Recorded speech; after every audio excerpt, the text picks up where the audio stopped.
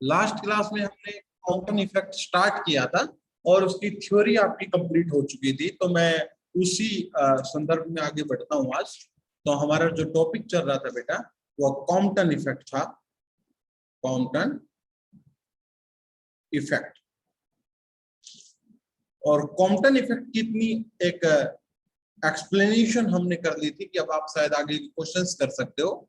Simple सी बात मैंने कही थी कि अगर कोई रेस्ट पे एक इलेक्ट्रॉन है, this is the rest free electron. Free electron, this the most important thing कि इलेक्ट्रॉन आपका फ्री होना चाहिए। अगर इस पे कोई फोटोन गिरता है जिसकी वेवलेंथ लैम्डा है, तो क्या होता है बेटा, इसके बाद एक फोटोन निकलेगा, साथ में ये जो इलेक्ट्रॉन है ये रिकॉइल हो जाएगा। इलेक्ट्रॉन क्या हो जाएगा बेटा, रिकॉइल हो जाएगा। तो ऐसा सा फिनोमेना पढ़ा था जहां पर this angle is phi and this angle is theta. तो जो आपका इंसिडेंट फोटोन है, अगर इसकी एनर्जी मान लो एच न्यू है, तो आपकी जो स्कैटर्ड फोटोन रहेगा उसकी जो एनर्जी आएगी बेटा वो एच न्यू डैश आएगी। मीन्स एक बात हमें पता है कि इंसिडेंट की एनर्जी पक्का क्या होगी बेटा, स्कैटर्ड की एनर्जी से ज्यादा होगी। मतलब एच न्यू को मैं क्या कह सकता हूं कि एच न्यू डैश से ज्यादा होगा, या मैं कह सकता हूं कि न्यू ग्रेटर होगा न्यू डैश। या बेटा न्यू को अगर हम लैम्डा के टर्म में रिप्लेस करवाएं तो न्यू हमारा होता है c by lambda is less than sorry greater than c by lambda dash. C से सी कैंसिल, और बेटा अगर मैं इसको लैम्डा को क्या करूं, थोड़ा सा एक्सचेंज करूं, तो lambda dash is greater than lambda. मतलब जो बाहर लाइट निकलेगी, जो बाहर फोटोन निकलेगा स्कैटर्ड होकर, उसकी वेवलेंथ इंसिडेंट से क्या होगी बेटा, ज्यादा होगी। और वो कितनी ज्यादा होगी, this lambda dash minus lambda, जिसको हम डेल्टा लैम्डा भी कहते हैं, जिसको हम कॉम्पटन शिफ्ट भी कहते हैं। This is also called Compton shift. This thing is equal to lambda C 1 minus cos of phi. Phi angle देख लेना बेटा, किसी क्वेश्चन में अगर ऊपर वाला एंगल थीटा दे रखा हो, नीचे वाला फाई दे रखा हो, तो थीटा एंगल आ जाएगा यहाँ पर। फाई एंगल है कौन सा, फाई एंगल है जिससे फोटोन आपका scattered angle.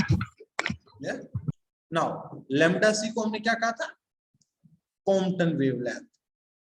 Compton wavelength, Compton wavelength की वैल्यू भी आपको याद होनी चाहिए बेटा। कितनी आई थी, किसी बच्चे को याद है, h upon am not, h upon am not. या इसको हम सोल्व करके भी निकाल के लेके आए थे, तो 0.0242 एंगस्ट्रॉम। क्लियर बेटा, यहां तक आपका कॉन्सेप्ट क्लियर हो जाना चाहिए। यहां तक हमने कल काम कर लिया था बेटा। अब मैं आगे बढ़ता हूं और आपको आगे सिखाता हूं कि किस प्रकार के न्यूमेरिकल पूछे जा सकते हैं और इस पूरे फॉर्मूले का क्या क्या यूज होगा। बताओ बेटा, आगे चले। किसी बच्चे को लास्ट क्लास में कोई डाउट है तो बेशक वो मेरे से अब पूछ सकता है। ये एक बच्चा जो है कौन नहीं आ रहा फर्स्ट ईयर में, फर्स्ट ईयर का एक बच्चा कौन नहीं आ पा रहा सर? 47 roll number. क्या नाम है? चलो मैं आगे चलता हूँ, कोई नहीं मैं आगे चलता हूँ। बहुत मुश्किल होता है बेटा पढ़ना, है ना, लोग पढ़ नहीं पाते हैं। चलो कोई नहीं, हम स्टार्ट करते हैं बेटा आगे का कहानी।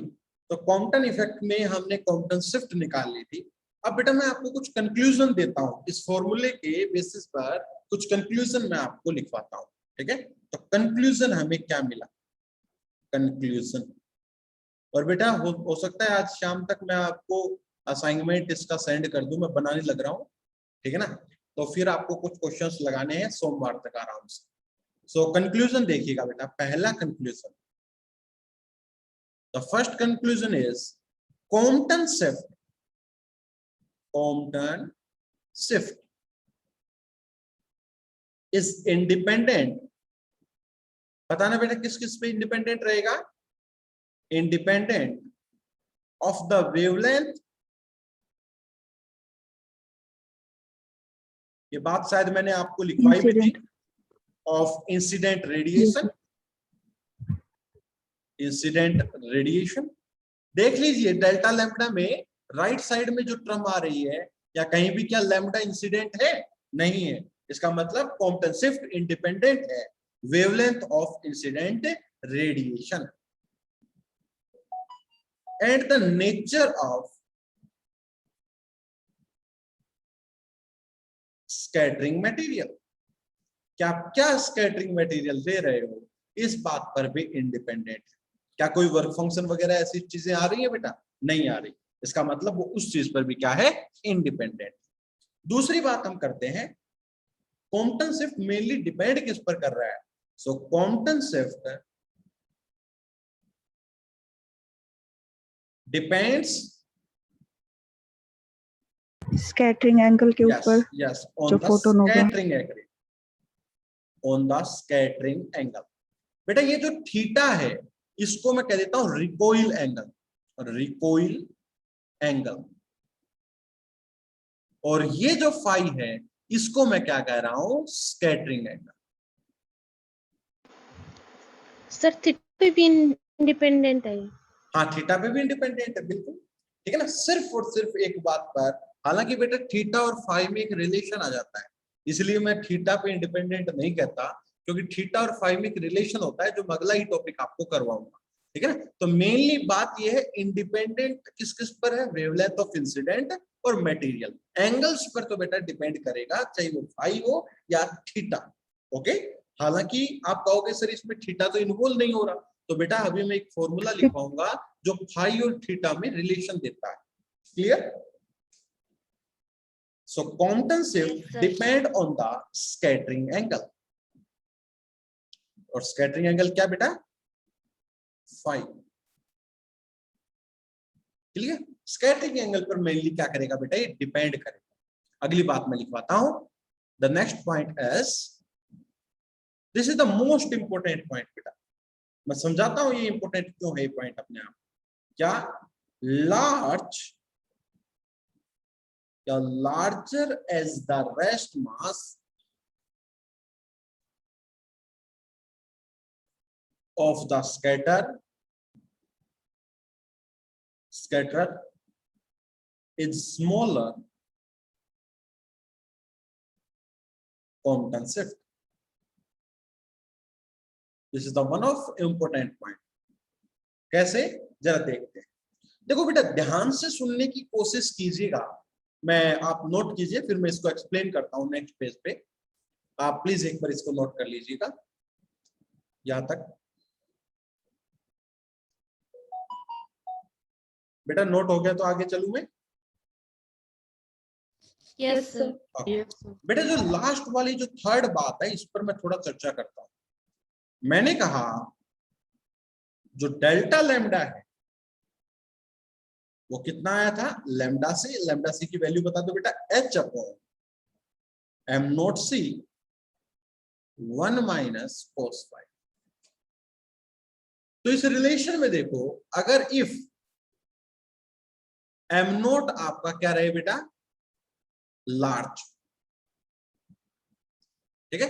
अगर एम नोट की वैल्यू हमारी लार्ज रहेगी तो बेटा नीचे कोई चीज बड़ी होती है, दिस इंप्लाइज डेल्टा लैम्डा जो शिफ्ट है बेटा, जिसको मैं कॉम्पटन शिफ्ट कह रहा हूं, वो क्या होगा बताना? छोटा या बड़ा? बोलो बेटा। छोटा। छोटा, स्मॉलर। तो यही बात कही है कि अगर, अब देखो बेटा एम नोट क्या था, याद करो, जो मैंने एक इलेक्ट्रॉन लिया था जो रेस्ट पर था, इसका मास बेटा एम नोट था, जिस पर मैं फोटोन क्या कर रहा था? इंसिडेंट कर रहा था। आफ्टर दैट फोटोन स्कैटर्ड हुआ था और ये इलेक्ट्रॉन भी क्या हो गया था? रिकॉइल हुआ था। तो आपका ये था क्या? M naught. M naught is the rest mass of this scattering particle. Clear बेटा? बोलो। तो यही बात मैंने कही है कि अगर हमारा रेस्ट मास बड़ा होगा तो कॉम्पटन शिफ्ट क्या होगा बेटा? स्मॉलर। अब इसीलिए बेटा मैं एक स्टार लगा के एक बात लिखवाता हूं, आप इस बात से अब सहमत होंगे कि Compton effect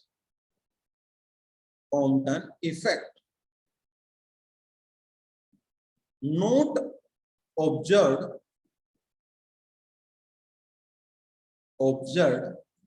with the bounded electron।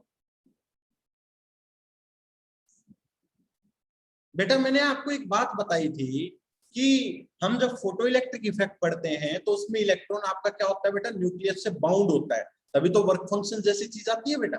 और हम जब कॉम्पटन इफेक्ट पढ़ते हैं तो उसमें हम क्या पढ़ते हैं बेटा कि आपका जो इलेक्ट्रॉन है वो क्या रहेगा, फ्री रहेगा। फ्री होगा। अब Compton effect is not observed with the bound electron, it is observed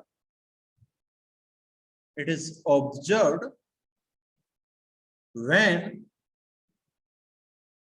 electron is free. Why बेटा, इसके पीछे का रीजन आपको पता लग गया हो, क्योंकि बाउंडेड इलेक्ट्रॉन होना मतलब उसका मास ज्यादा होना।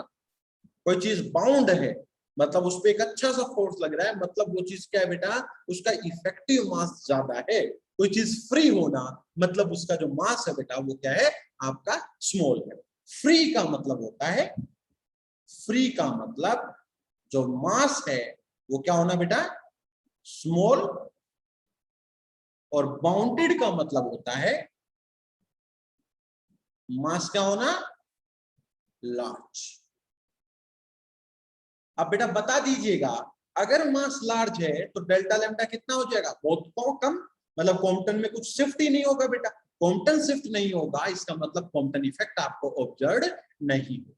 इसीलिए बेटा कॉम्पटन इफेक्ट के लिए जो कंपलसरी कंडीशन है वो ये है कि आपके जो इलेक्ट्रॉन्स हैं वो क्या होना चाहिए बेटा, फ्री होने चाहिए। क्लियर, बोलो बेटा। Yes sir. अब बेटा कोई बच्चों, हाँ बोलो बेटा, बोलो शाबाश। सर इसमें इलेक्ट्रॉन की जगह और कुछ यूज कर सकते हैं? नहीं बेटा, अगर हम इलेक्ट्रॉन की जगह, कई बार क्वेश्चन ये पूछा गया कि क्या प्रोटॉन के साथ इस तरीके से हो सकता है, तो बेटा प्रोटॉन का भी 1800 मतलब 1300 कुछ या 1800 कुछ टाइम मास ज्यादा होता है इलेक्ट्रॉन के कंपैरिजन में। तो बेटा मास ज्यादा हो गया तो क्वांटम शिफ्ट कम हो गई, इसलिए इलेक्ट्रॉन के अलावा हम कोई भी चीज यूज नहीं करते। क्लियर बेटा। सर इलेक्ट्रॉन की जगह और कुछ यूज नहीं कर सकते तो सर ये क्वांटम शिफ्ट इस पे डिपेंड थोड़ी करेगा, ये कांस्टेंट हो जाएगा फिर। किस पे बेटा, इस पे इलेक्ट्रॉन पे रेस्ट मास अगर ये फिक्स है सर इसका इलेक्ट्रॉन का, हाँ तो सर फिर और कोई यूज नहीं कर सकते। तो सर ये क्वांटम शिफ्ट डिपेंड थोड़ी करेगा इस पे, ये तो फिक्स ही होगा। मैं आपकी बात को समझ नहीं पा रहा, आप एक बार दोबारा बताओ मैं क्या कहना चाह रहा हूँ, बोलो। जैसे डेल्टा लैम्डा हमारा आया H/m0c 1 माइनस यस कोस। सर।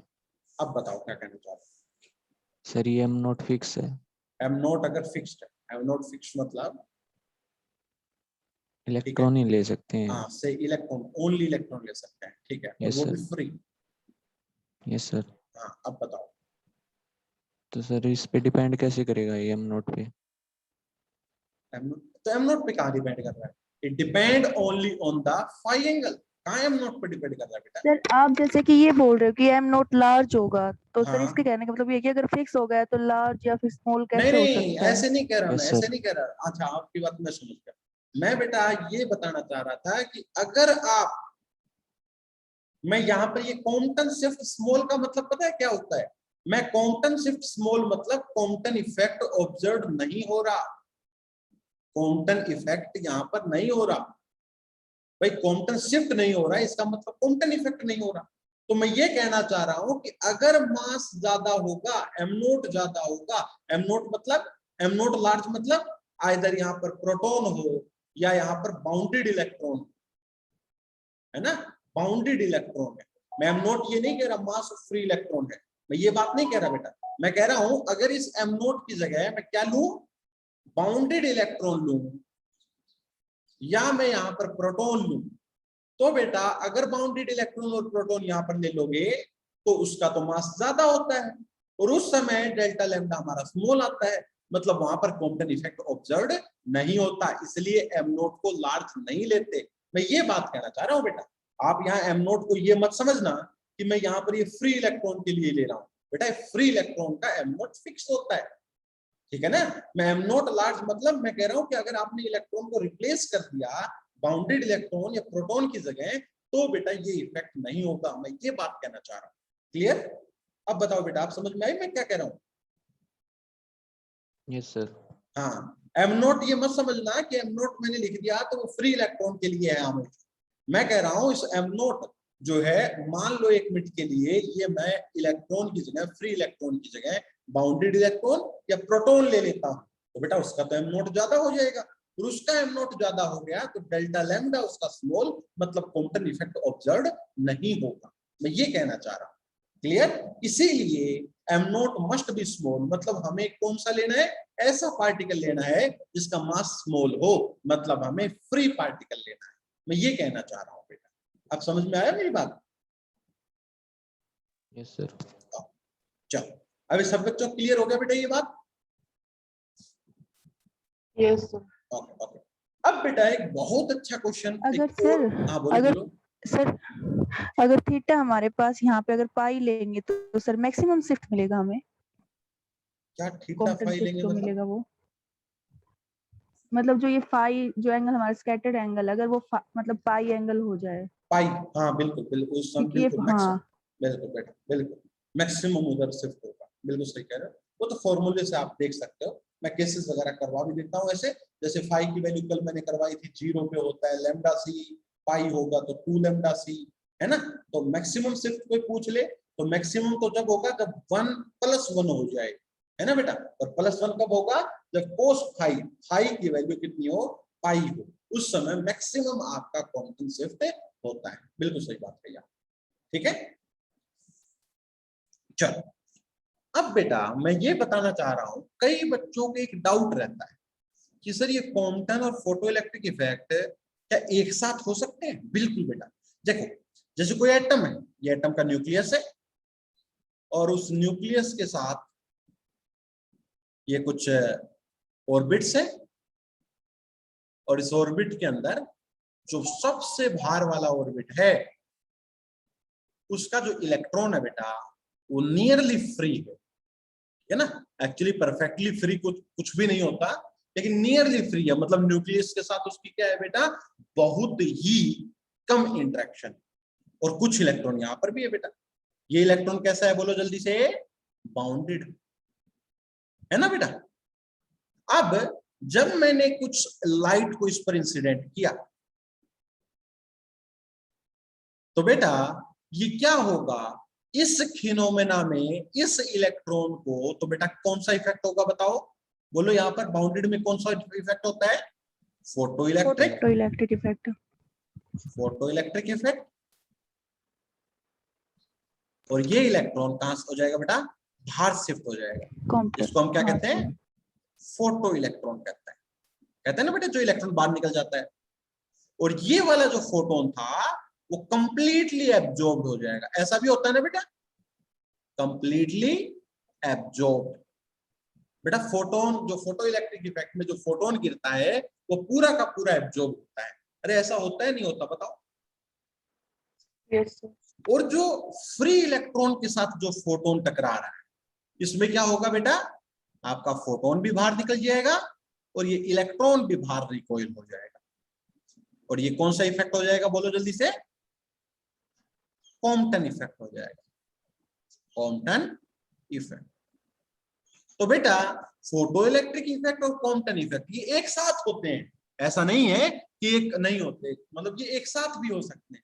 बस ये है कई बार जहां बाउंडेड इलेक्ट्रॉन ज्यादा हो वहां फोटो इलेक्ट्रिक इफेक्ट डोमिनेट कर जाता है, और कई बार जहां फ्री इलेक्ट्रॉन ज्यादा हो वहां कॉम्पटन इफेक्ट आपका डोमिनेट कर जाता है। लेकिन ये दोनों एक साथ भी हो सकते हैं, मेरी बात समझ रहे हो बेटा? ये दोनों इफेक्ट आपके एक साथ भी ऑब्जर्व हो सकते हैं, लेकिन बस कई बार जहां सिस्टम बाउंडेड ज्यादा हो, फ्री इलेक्ट्रॉन की संख्या कम हो या फ्री इलेक्ट्रॉन ना हो, वहां बेटा आपका फोटो इलेक्ट्रिक इफेक्ट डोमिनेट कर जाता है। लेकिन दोनों इफेक्ट्स भी बेटा एक साथ हो सकते हैं। मेरी बात समझ में आ गई है? हाँ जी। Yes sir. तो स्टार बना के कहीं ये डाल दीजिएगा कि जो फोटो इलेक्ट्रिक इफेक्ट है, photo electric effect and Compton effect में take place simultaneously, कई बार भ्रम हो जाता है बेटा हमारे कि जिसमें फोटो इलेक्ट्रिक हो रहा है वह कॉम्पटन नहीं हो सकता, और जिसमें कॉम्पटन हो रहा है उसमें फोटो इलेक्ट्रिक इफेक्ट नहीं हो सकता। दोनों पॉसिबल है बेटा, एक आपका जो एटम है उसमें दोनों पॉसिबल है। बस ये है कई बार फोटो इलेक्ट्रिक डोमिनेट कर जाता है, कई बार आपका कॉम्पटन डोमिनेट कर जाता है। दोनों है इंडिपेंडेंट, कोई भी एक दूसरे को इफेक्ट नहीं कर रहा, क्योंकि एक फ्री इलेक्ट्रॉन को कर रहा है, एक बाउंडेड इलेक्ट्रॉन को कर रहा है, तो है दोनों एक दूसरे से क्या बेटा, इंडिपेंडेंट। क्लियर? बताओ बेटा ये चीज क्लियर है क्या?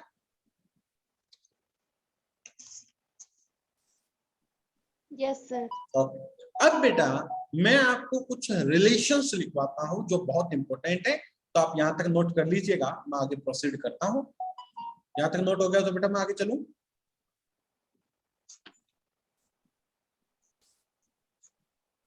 Yes, sir. अब देखिए, अब कुछ रिलेशंस मैं आपको लिखवा रहा हूं, सम इंपॉर्टेंट रिलेशन कह दो या फिर आप फॉर्मूला कह दो, एक बात। डेरिवेशन है सभी फॉर्मूलेज की, लेकिन आपको जरूरत नहीं है करने की, ठीक है ना। सो पहली डेरिवेशन तो मैं निकाल चुका हूं ऑलरेडी, क्या, जो लैम्डा डैश माइनस लैम्डा, जिसको मैं डेल्टा लैम्डा कहता हूं, वो आपका कितना निकल के आया था बेटा, lambda C 1 minus cos phi. ये तो हम ऑलरेडी निकाल चुके हैं, जहां पर लैम्डा सी की वैल्यू जो होगी वो h अपॉन एम नॉट सी होगी, लेकिन मैं h अपॉन एम नॉट सी तो कभी याद नहीं रखूंगा, मैं इसकी वैल्यू याद रखूंगा 0.0242 एंगस्ट्रॉन। क्लियर बेटा यहां तक? बताओ अब जो दूसरे रिलेशन बेटा निकल के आती है वो क्या है, ये तो वेवलेंथ में रिलेशन है, ये तो किसमें है, वेवलेंथ में रिलेशन। अगर आपसे पूछ किया जाए relation between frequency, relation between frequency, मतलब किसी न्यूमेरिकल में फ्रीक्वेंसी का ज्यादा जिक्र हो, वेवलेंथ का कम जिक्र हो, तो ये नहीं कि आप उसको वेवलेंथ में बदलोगे पहले और फिर क्वेश्चन को सोल्व करोगे। फ्रीक्वेंसीज में भी बेटा रिलेशंस आपके मौजूद हैं, क्या, कि जो न्यू है upon nu dash is equal to 1 plus H nu upon am not C square, M not C square 1 minus cos of phi. या इस रिलेशन को अक्सर मैं ये भी याद रखता हूं, 1 plus alpha 1 minus cos phi, where alpha is h nu upon m naught c square. This is the one of the important relation. बेटा कई बार क्वेश्चन के अंदर एक फ्रीक्वेंसी दी होती है और दूसरी फ्रीक्वेंसी पूछता है, तो मैं इस रिलेशन का इस्तेमाल करूंगा, ना कि वेवलेंथ वाले फॉर्मूले, क्योंकि मुझे क्वेश्चन जल्दी करना है ना बेटा, ठीक है। तो जल्दी करना है तो आपको कुछ रिजल्ट्स जो है वो ऑलरेडी जो है वो याद रखने पड़ेंगे। अब ऐसा नहीं है कि इसका प्रूफ नहीं है बेटा, लैम्डा को हम लिख सकते हैं, लैम्डा को हम लिख सकते हैं सी बाई न्यू, और उसी को रीअरेंज करने के पश्चात आपका ये आंसर आता है। कोई बहुत बड़ा जो है डेरिवेशन नहीं है, आप बेशक इसको कर सकते हो, आप रिप्लेस कर सकते हो इस फार्मूले के अंदर। Lambda is equal to, lambda की वैल्यू जो होती है बेटा, जो डिस्टेंस होता है आपका वो c बाई न्यू, ठीक है। तो आप just c by new put करिएगा, यहां पर c by nu dash put करिएगा और इसको थोड़ा सा रीअरेंज करिएगा, आपका डेरिवेशन यही आ जाएगा। कहूँ तो मैं आपको अभी करके दिखा देता हूँ, कोई बहुत ज्यादा टाइम नहीं लगेगा, लेकिन आप खुद भी इस चीज को कर सकते हो। बताओ बेटा कर लोगे या मैं करके दिखाऊं? हाँ जी कर लेंगे सर। हाँ, इसका प्रूफ बेटा आपको करना है, जगह छोड़नी है थोड़ी सी और इसका प्रूफ करना है। प्रूफ कहां से स्टार्ट होगा कि lambda dash minus lambda is equal to lambda c, जिसकी value h upon am not c होती है, 1 minus cos phi. Now lambda dash हमारा होता है c बाई न्यू, ठीक है बेटा, न्यू सी बाई लैम्डा होता था, याद करो आप बेटा, है ना। तो हम इसको क्या लिख सकते हैं बेटा, c by nu dash minus c by nu is equal to h upon am not c 1 minus cos phi. ऊपर वाले में सी कॉमन लेके सी को नीचे ले आओ, तो 1 by nu dash minus 1 by nu is H upon am not C square 1 minus cos phi. Clear बेटा, इस तरीके से आपका डेरिवेशन धीरे धीरे सोल्व हो जाएगा।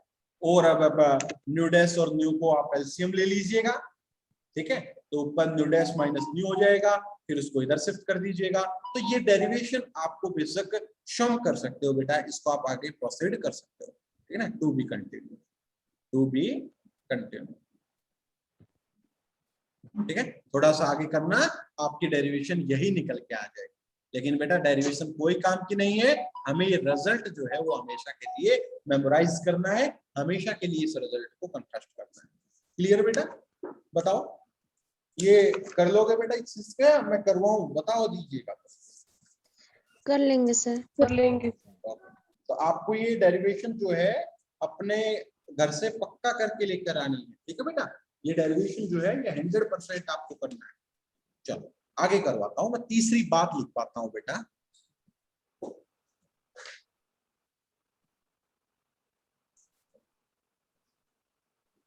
हम टाइम लगाएंगे न्यूमेरिकल्स को सोल्व करने में, हम ऐसा जो है उधर अगर टाइम ज्यादा लगाएंगे तो वो हमारे लिए ज्यादा लाभदायक रहेगा, ठीक है। चलो आगे क्वेश्चन करवाता हूं बेटा मैं। एक रिलेशन होता है थीटा और फाई के अंदर, ठीक है ना, जिस रिलेशन को अक्सर मतलब न्यूमेरिकल्स में यूज होता है, थीटा और फाई का रिलेशन। तो वो और देख लेते हैं बेटा, तो उसको भी ड्राइव करने की जरूरत नहीं, आपको जस्ट वो जो डेरिवेशन है वो याद होना चाहिए कि वो डेरिवेशन क्या है। बाकी मैं आपको अगर कहोगे तो ड्राइव भी करवा दूंगा।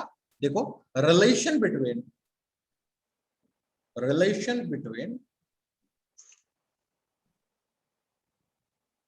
थीटा एंड फाई, ठीक है ना, थीटा और फाई के बीच में एक रिलेशन साझा करना है हमें। चलो इसका मैं प्रूफ करवा देता हूं। हालांकि वो जो रिलेशन आएगा उस रिलेशन को देखो, cot theta is equal to 1 plus alpha tan phi by 2, ठीक है। जहां पर अल्फा की वैल्यू कितनी आई थी बेटा, H nu upon am not C square. ठीक है। तो इसका प्रूफ देख लीजिएगा, कुछ रिलेशंस का प्रूफ हम देख लेते हैं। पीछे वाले रिलेशन का आपको खुद करके लेके आना है, इसका मैं एक बार बता देता हूं, थोड़ा सा आपको अच्छा लगेगा। सपोज करो ये आपका एक फ्री इलेक्ट्रॉन है और ये इंसिडेंट फोटोन है, और ये टकराया, टकराने के बाद फोटोन इधर निकल लिया, यह आपका एंगल फाई था, इलेक्ट्रॉन इधर रिकॉइल हो लिया, ये एंगल थीटा। मैं कुछ चीजें मान लेता हूं कि सपोज करो जो इंसिडेंट फोटोन था उसका मोमेंटम p था, जो स्कैटर्ड हुआ उसका p डैश था, और जो इधर रिकॉइल इलेक्ट्रॉन हुआ उसका मोमेंटम pe था। और आपको पता है इलेक्ट्रॉन रेस्ट पर था, तो इसका मोमेंटम आपका कितना था बेटा, यहाँ पर 0। क्लियर। अब अगर मैं इसको थोड़ा सा अच्छे से करूं, इस मोमेंटम को अगर मैं दो कोऑर्डिनेट में तोड़ू बेटा, तो बताओ इधर क्या आएगा, p डैश कोस फाई, और इधर क्या आ जाएगा बेटा, p डैश साइन फाई। अरे कल बताया था ना बेटा, p डैश के दो कंपोनेंट Yes, तोड़ sir. सकते हो, एंगल की तरफ X कोस और और Y एंगल के से according ले अपोजिट लेंगे। साइड। सिमिलरली अगर मैं pe के भी दो कंपोनेंट तोड़ू, तो इधर तो आ गया pe कोस थीटा, और इधर क्या आ गया, pe sine. PE sin theta. अब अगर मैं मोमेंटम कंजर्वेशन लगा दूं along X axis, apply momentum conservation,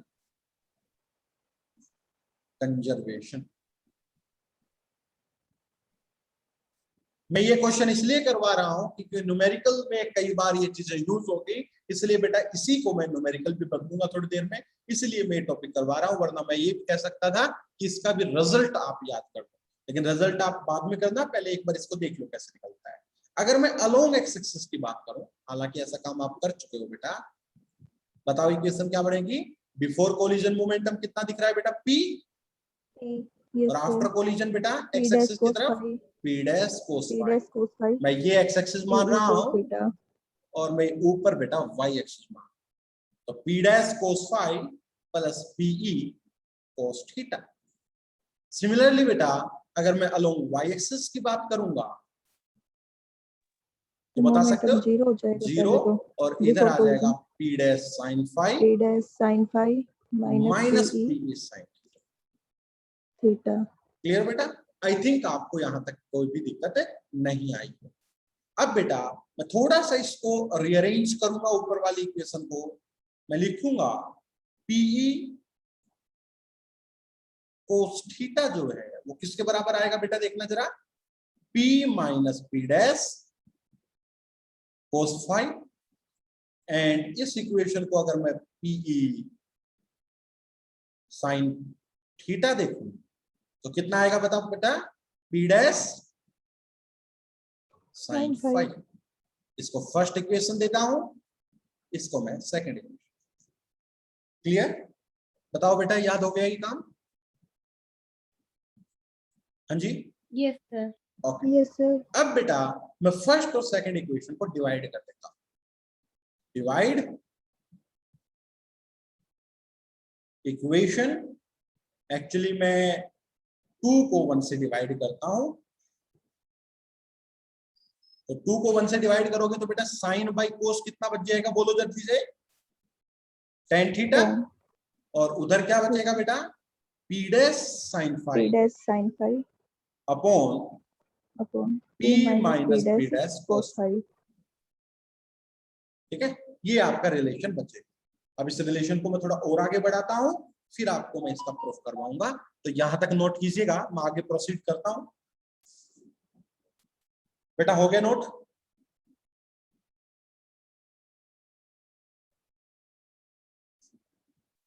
Yes, sir. Okay, सो बेटा tan थीटा हमारा कितना आया? बोलो जल्दी से। P dash sine P phi dash sin phi upon upon P minus P P dash minus P dash cos phi. Cos phi. अब बेटा P dash से अगर हम डिवाइड कर देंगे तो ऊपर साइन फाई बच जाएगा, और upon नीचे P P dash. Upon P dash minus cos phi. देखना बेटा ये बचेगा क्या? कोई दिक्कत यहां तक? Yes. No, sir. अब बेटा P क्या था? इंसिडेंट फोटोन का मोमेंटम था जो h बाई लैम्डा होता है, और P डैश क्या होता है बेटा? बताओ जल्दी से। h by lambda dash. अरे यही तो होता है इंसिडेंट फोटोन का और एक स्कैटर्ड फोटोन का मोमेंटम। तो यहां से P बाई P डैश कितना आ गया बेटा? बोलो बस जल्दी से। Lambda Lambda dash dash by upon lambda. Lambda. तो इक्वेशन बन गई tan theta is equal to sine phi upon में lambda dash upon lambda minus में कोस। देखिएगा बेटा यहां तक पहुंचे आप? Yes, sir. ओके। अब बेटा एक रिलेशन आप और जानते हो कि लैम्डा डैश माइनस लैम्डा कितना होता है बेटा?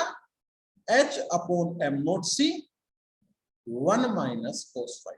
बोलो बेटा होता है नहीं होता? Yes, sir. अगर इस पूरी इक्वेशन को मैं लैम्डा से डिवाइड करूं तो lambda dash minus lambda divide by lambda h upon m naught c lambda 1 minus cos phi बचेगा बेटा? बोलो, नोट Yes, करते sir. जाए साथ के साथ। तो पहली टर्म बची lambda dash upon lambda minus में 1 h upon m naught c, और बेटा लैम्डा किसके बराबर होता है? c by new. अरे होता है नहीं होता बेटा? लैम्डा की वैल्यू में c बाई न्यू जो है वो पुट करता हूं, तो अगर यहां पर c बाई न्यू करोगे तो c स्क्वायर हो जाएगा और ऊपर क्या चला जाएगा बेटा? न्यू चला जाएगा। 1 माइनस कोस फाई। बोलो बेटा, बचेगा नहीं बचेगा? हाँ जी,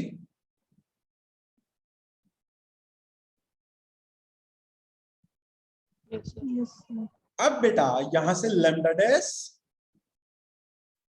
अपॉन लैम्डा की वैल्यू बता दीजिएगा, तो 1 plus H nu upon am not C square 1 minus cos phi, ये वैल्यू आ जाएगी।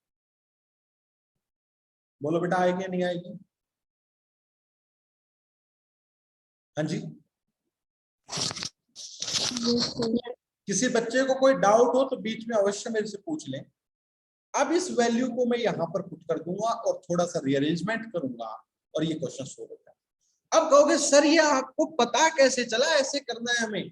क्वेश्चन तो ये है बेटा, पता मेरे को ये चला, मेरे को मोमेंटम कंजर्वेशन लगाना आना चाहिए, तो मोमेंटम कंजर्वेशन लगाया और मुझे इन चीजों के बारे में अवश्य पता है कि tan या कोट तब आएगा जब वो साइन और कोस से डिवाइड होगा, है ना, तभी तो आएगा बेटा। तो एक साइड मैंने थीटा की टर्म ले ली, एक साइड फाई की टर्म ले ली और डिवाइड कर दिया। उसके बाद जब मैं थोड़ा सा रीअरेंज किया तो लैम्डा डैश अपॉन लैम्डा दिखा मुझे। फिर मैंने को पता लगा कि कॉम्पटन शिफ्ट का फार्मूला पता है, वहां से लैम्डा डैश अपॉन लैम्डा निकाल सकते हो, तो वहां से मैंने निकाला और अब मैं इसमें पुट करके आपको निकाल के बताऊंगा कि फॉर्मूला कैसे आया। बेटा यहां तक नोट कर लीजिए सभी बच्चे, मैं दोबारा लिंक शेयर करूंगा।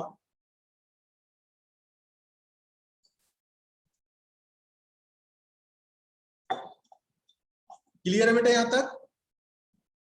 Yes, sir. ओके, सो दोबारा लिंक शेयर कर रहा हूं, उसको आप ज्वाइन कीजिएगा।